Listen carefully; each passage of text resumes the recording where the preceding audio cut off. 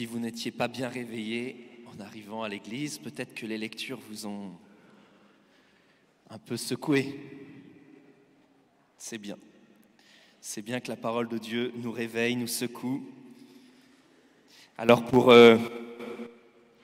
demandons à l'Esprit Saint qu'il nous aide à accueillir cette parole, ces paroles du Seigneur, à les vivre, puisqu'elles sont porteuses de vie. Et pour cette homélie, je voudrais repartir de cette exclamation de Moïse dans la première lecture. « Ah, si le Seigneur pouvait faire de tout son peuple, un peuple de prophètes, si le Seigneur pouvait mettre son esprit sur eux. » Ce désir, cette exclamation de Moïse trouve son accomplissement en Jésus qui, après la résurrection, donne l'Esprit Saint à toute son Église le jour de la Pentecôte, et nous-mêmes, nous avons reçu ou nous recevrons l'Esprit Saint au jour de notre baptême. Par le baptême, par le don de l'Esprit Saint, nous sommes faits prophètes. C'est-à-dire que nous sommes appelés à écouter la parole de Dieu et à la mettre en pratique. Nous sommes appelés à la partager par notre vie, dans nos actes et notre parole. Et nos actes doivent correspondre à nos paroles. Et nos paroles doivent correspondre à nos actes. Nous sommes appelés, nous le savons, à témoigner de cette bonne nouvelle du royaume de Dieu, de la résurrection de Jésus, qui nous ouvre à la vie nouvelle, de son pardon, de son amour. Et pour en témoigner, demandons cette grâce d'en être des convaincus. Convaincus que le tout de notre vie n'est pas ici-bas, mais que nous sommes faits pour le royaume de Dieu, dès aujourd'hui, et de manière pleine et entière, dans la vie éternelle.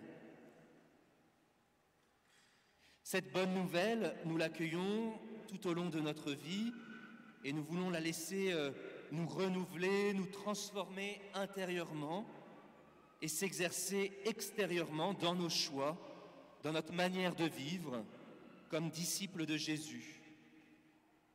Notre manière de vivre, d'aimer et de servir, en actes et en paroles, manifeste-t-elle le royaume de Dieu?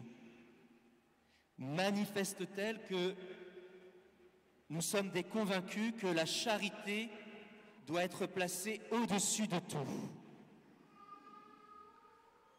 Et c'est là que l'exhortation de Saint Jacques, dans la deuxième lecture, nous interpelle vigoureusement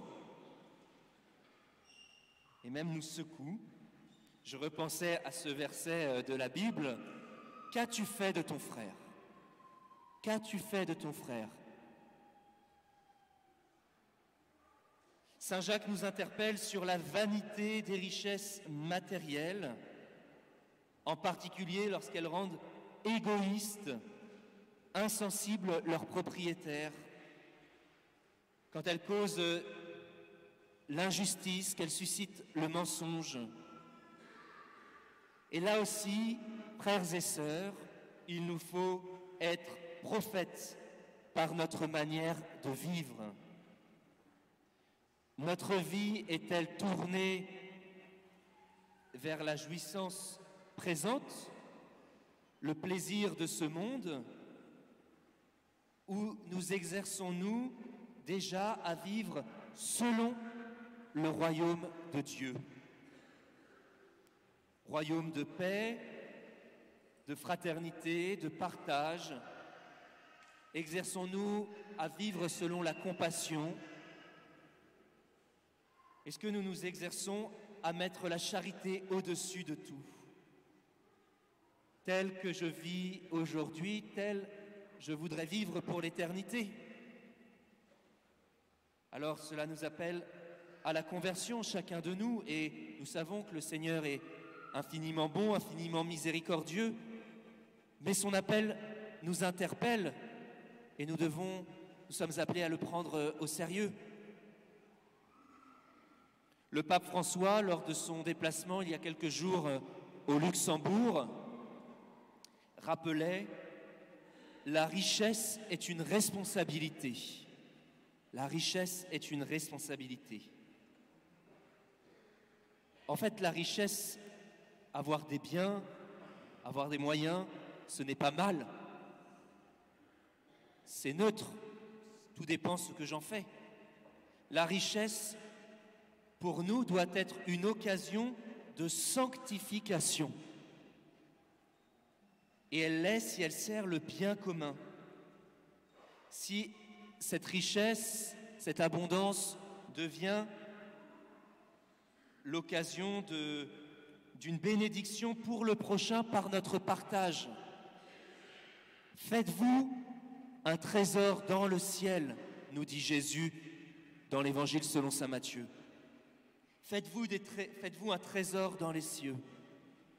Est-ce que je travaille pour un trésor sur terre, le tout de ma vie ici-bas, ou est-ce que je vise dans chaque chose de ma vie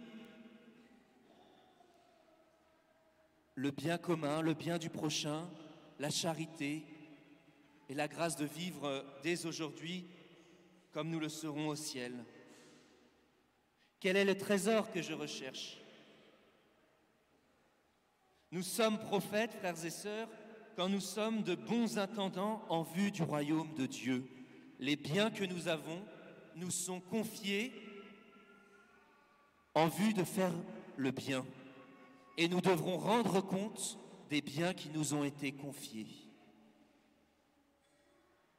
Jésus, dans l'Évangile, nous demande de ne pas être source de scandale et d'être prêt à nous séparer, à nous détacher de ce qui nous éloigne de lui.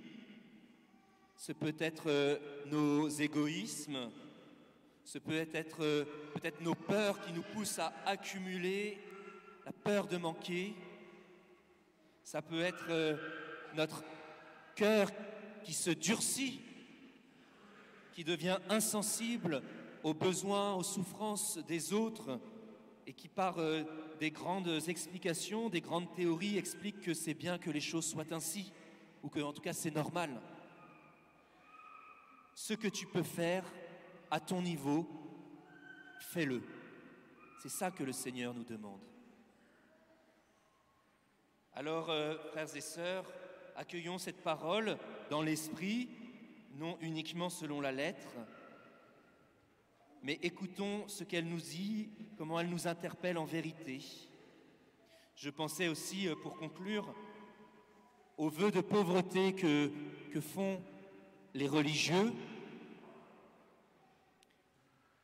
Tout le monde n'est pas appelé à faire un vœu de pauvreté, mais ceux qui le font pour nous rappeler à tous que le vrai bien, l'unique bien, le bien véritable, celui qui n'est pas rongé par les vers et la rouille, celui qui ne disparaîtra pas, c'est la charité, c'est le Christ lui-même. Alors, n'amassons pas pour la rouille et la poussière, mais amassons pour ce qui est juste et bon, ce qui est vrai. Je nous propose, frères et sœurs, cette semaine, dans notre prière, dans notre méditation, de réfléchir à la gestion et au partage de nos biens, de pouvoir avoir un examen de conscience. Si nous sommes un couple, peut-être de le vivre en couple. Il peut y avoir un beau partage à vivre en famille. Si vous êtes en communauté, si vous êtes avec des amis, si vous retrouvez des amis dans les prochains jours, ça peut être l'objet d'un partage, d'un échange. Comment nos biens servent en vue d'aimer et de servir.